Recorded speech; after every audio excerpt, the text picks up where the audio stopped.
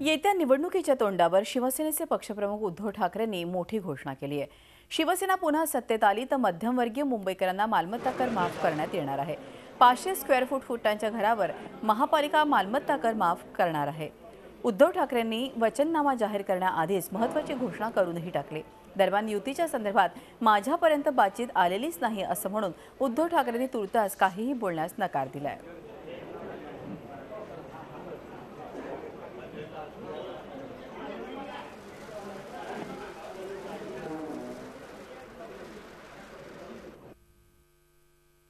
जो साधा मुंबईकर आहे, छोट्या घरामध्ये जो राहतो, त्या मुंबईकरांना या निमित्ताने आम्ही एक मोठा दिलासा देण्याचं ठरवलेलं आहे।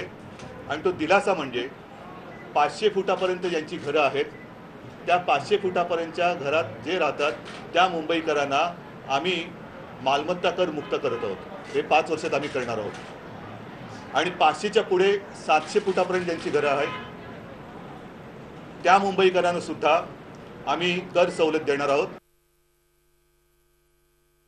युतीची बोलणी अजून माझ्यापर्यंत आलेली नाही आणि माझ्यापर्यंत ज्या वेळेला येतील त्यावेळेला माझा निर्णय मी सांगेन।